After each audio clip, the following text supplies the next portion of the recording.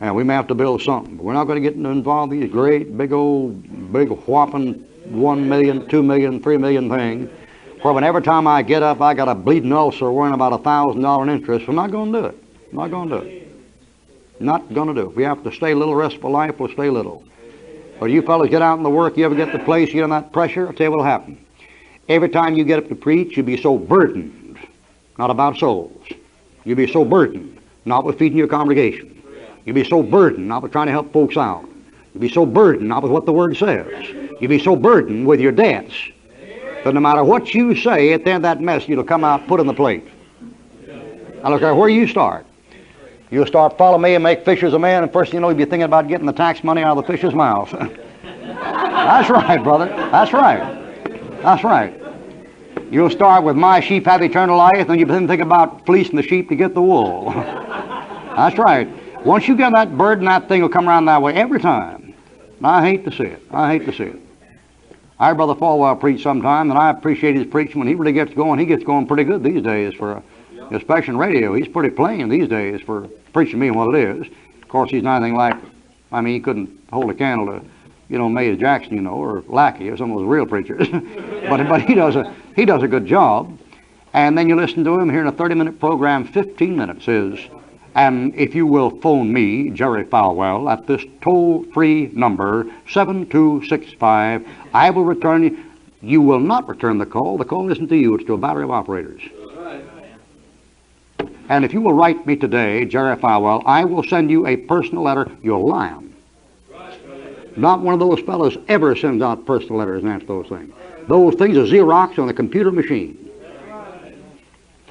Now, I don't know how things operate that way. That's the way they operate, see.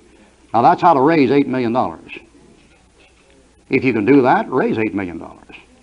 I couldn't do it and look myself in the... I couldn't look myself in the mirror the next morning. I kept looking in the morning and saying, why, you big liar. Tell that fellow you're going to write him a personal letter. How can you lie like that? I don't know how you are about these things, but I'm a self-taught artist. I had to teach myself how to paint and draw, and the only way I could do it is just bitterly criticize everything I ever did. I had to get back, critique it, back and critique it, back. That's a rotten picture there, so that one back there. And say, this is wrong, that's wrong, this wrong, this wrong. You have to be absolutely pitiless and unmerciful with yourself in order to produce anything that's any good, as far as the painting goes. I know about anything else, I know about painting. To produce a painting, you have to be absolutely merciless with yourself. You can't spare yourself anywhere. You can't get back and say, that's pretty good. That's no, you look at it and say, the cloud's too black, the hump's in the wrong place, it doesn't meet the right place, the cross are too tall, the bodies are too small for the side of the cross, the light doesn't come down the right place, the sky isn't bright enough for the light to come down, it doesn't reflect enough from the cloud back at the back, the hill's too green, it wasn't that green in Golgotha, there should be more rocks in the background, the figures are outlined with ink, and they couldn't be outlined with ink because when light comes down the body, it doesn't leave any outline, and just tear the thing up. And it's a terrible handicap to preaching, because when you get trying to raise money, you can't lie about it. When time comes to raise money, you can't get up there and put it on. You got to come up there and say, we need $160. You got it?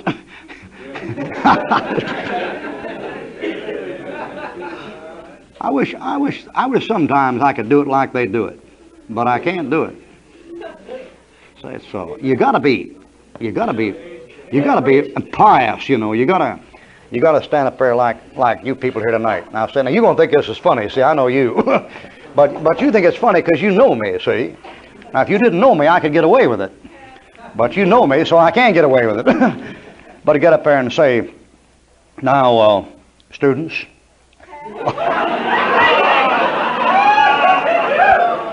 See? And that's how you do it. You do it like that, see? You get up there and say, now, students, I have a very pressing problem which I would like to share. I'd like to share with you. I know that all of you are very concerned about, I can't even get on with it trying to make it up, man. It just tastes like sour cabbage coming up in my mouth, man. I can't get to it.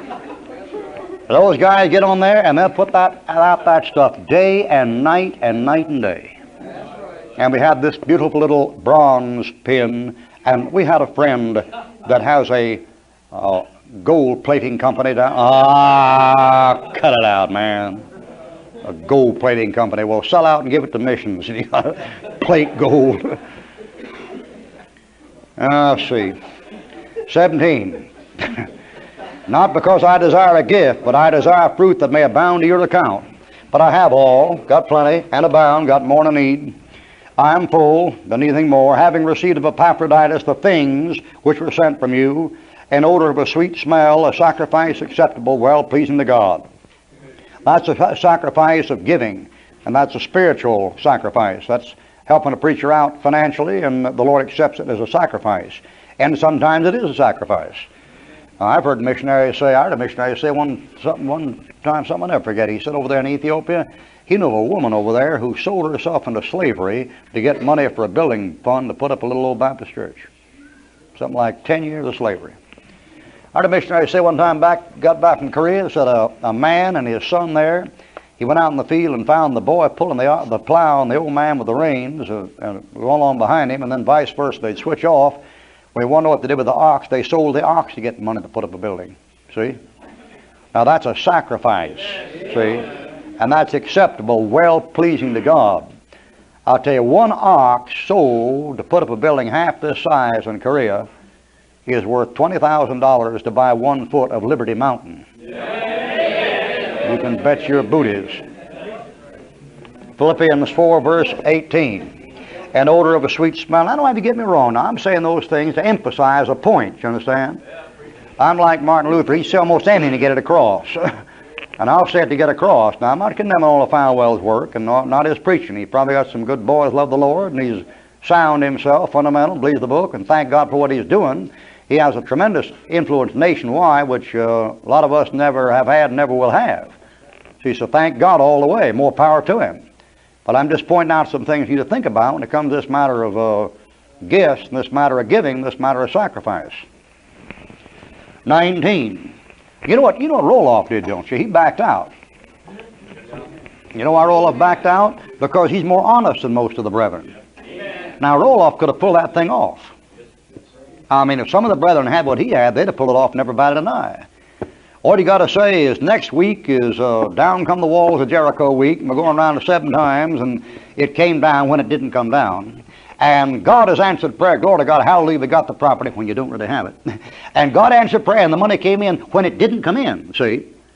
What you do is stand up there and say, we got it, it came in because by getting a hold of this fella and this fella, we got a 30-day delay where if we put a quarter down here and a quarter there, they'll postpone the foreclosure until 2 years and give us time in which we can refinance it in case we don't get it up. See, that's what goes on.